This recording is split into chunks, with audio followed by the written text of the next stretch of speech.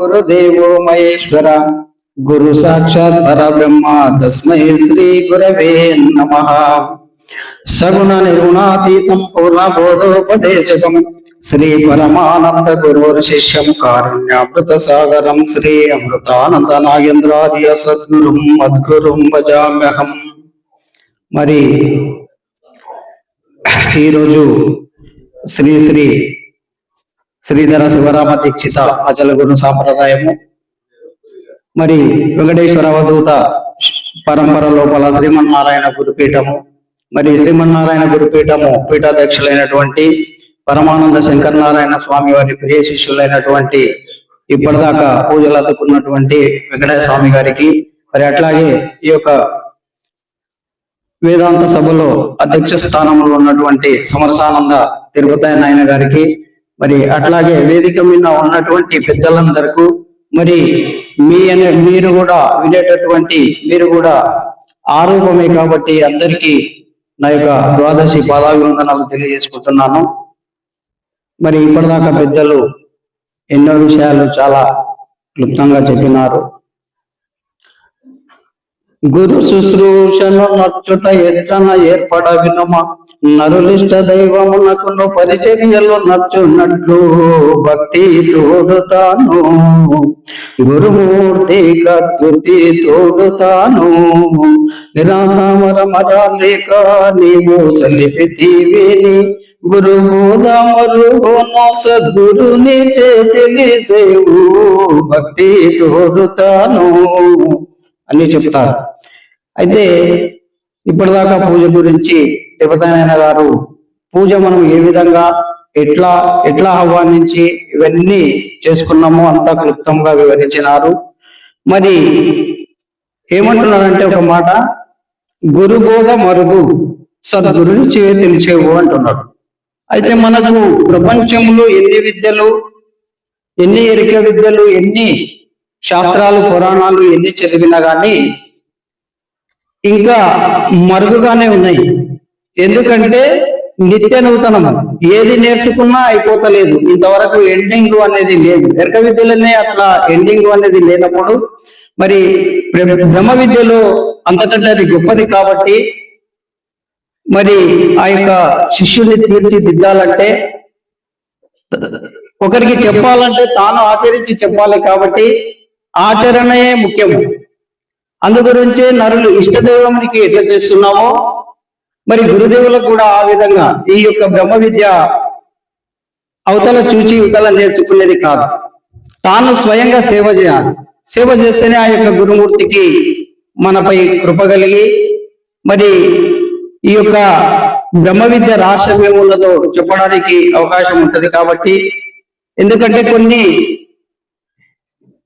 ఎరక ఎట్లా పట్టుకున్నది వీళ్ళను అంటే, ఇతిహాసముల లోపల పురాణాల లోపల ఏమంటాడంటే, రావణాసురుడు బ్రహ్మజ్ఞాని, బ్రహ్మ విద్య తెలిసినవాడు. కానీ ఏమంటాడంటే, మరి బ్రహ్మ విద్య తెలిసి ఆ యొక్క తపస్సు చేత శివుడిని కూడా మెప్పించి కైలాసం నుంచి కిందికి తెచ్చుకున్న శక్తిమంతుడు మరి సీతా స్వయంవరం లోపల ఆ చిన్న పుచ్చిపోయిన బాణం అంటాడు ధనస్సు, దాన్ని సీతమ్మ చిన్నప్పుడు ఆడుకున్నదంట. పరశురాముడు ఎవరికి, జనక మహారాజుకి ఇచ్చిపోతే మరి అటువంటి చిన్న ఆమె ఆడుకుని ఒక మూలకు పెట్టిన ధనస్సుని మరి ఇంత శివుణ్ణి, ఇంత బ్రహ్మ విద్య, ఇంత జ్ఞానం కలిగిన వాడు ఎందుకు లేపకపోయాడు? అయితే వాళ్ళు మళ్ళీ అంత అచల గురువులు అట్లా గ్రహించి మరి అలాంటి సీతమ్మ స్త్రీ అయితే ఆమె ఏం చేసిందంటే, జనక మహారాజు అచల గురువు, ఆయన దగ్గర పరిపూర్ణ బోధ, దానికి తగిన విద్యలన్నీ నేర్చుకొని దాన్ని అవలీలగా ఎత్తగలిగింది. ఈయన బ్రహ్మ విద్య బ్రహ్మజ్ఞాని అయినప్పటికీ ఇంకా కొంచెం అంకురం మిగిలింది అనమాట. కాబట్టి ఇది ఇట్లా చెప్తే ఈ జనాలకు అప్పుతుంది. ఎందుకంటే మరి ఆ రోజు శివుణ్ణి కైలాస పర్వతాన్ని పెగిలించి కిందికి తీసుకొస్తా అన్నాడు. ఆ పుచ్చిపోయిన బాణం స్త్రీ ఆడుకున్న బాణాన్ని ఎదుకెత్తలేకపోయాడు అంటే ఒక రక్తి కట్టించడం అనమాట. ఇటువంటి రాష్ట్రాలు గురువు దగ్గర ఉంటాయి కాబట్టి, కవుల దగ్గర ఉంటాయి కాబట్టి, మరి అందు గురించి మనం ఎందుకు ఎరుక మనల్ని ఇడుస్తలేదు, దానికి ఎందుకు మరిగినాము అంటే ఒక చిన్న కథ. ఏమంటున్నానంటే ఒక రోజు తొలిగాలం చాలా అయింది, వర్షాలు బాగా పడ్డాయి. ఆ వర్షాలకు వరదలు వస్తే చేపలు వచ్చినాయి. ఆ జాలర్లకు ఆ రోజు పండగ అయింది, ఎందుకంటే చాలా చేపలు దొరికినాయి. రోజు అదే దొరికినా కానీ కొన్ని కొన్ని దొరుకుతుండే, ఆ రోజు చాలా దొరికినాయి. అవి వేరే సంతలో, మాపునార్ సంతలో అమ్ముకోవడానికి వచ్చి వాళ్ళు మళ్ళీ తిరుగు ప్రయాణము ఇంటికి పోదామంటే ఆ వ్యాపారం లోపల సమయం ఎక్కువయ్యి పోయేటప్పుడు ఈ బుజ్జమ్మ లాంటి వాళ్ళ ఇంట్లో రాత్రికి అనుకూలం లేకపోతే, అమ్మ మేము ఉంటాము, మరి మాకు కొంచెం జాగ కల్పించండి, మళ్ళీ ఉదయం లేచిపోతామంటే, వీళ్ళది ఏమంటే పూల వ్యాపారం. వీళ్ళు ఒక గదిలో మొత్తం పూలేసింది, వాళ్ళకి ఆ పూలు ఉన్న గది ఇచ్చింది. వాళ్ళు పండుకుంటే వాళ్ళకి ఆ పూల వాసకు నిద్ర వస్తలేదు. ఎంత ప్రయత్నం చేసినా నిద్ర వస్తనే లేదు అది సువాసనకు. ఎందుకంటే వాళ్ళకున్న అలవాటు ఏమున్నది, ఆ చేపల పుట్టి ముఖం మీద వేసుకుంటే నిద్ర వస్తున్నది. రాత్రి 12 అయిన తర్వాత ఏం చేసిందంటే, అక్కడ బెదిలి ఇక్కడ బెదిలి నిద్ర రాకపోతే ఆ చేపల బుట్టిలు మళ్ళీ తీసుకొని ముఖం మీద వేసుకునే వరకు లక్షణాలలో నిద్రపోయింది.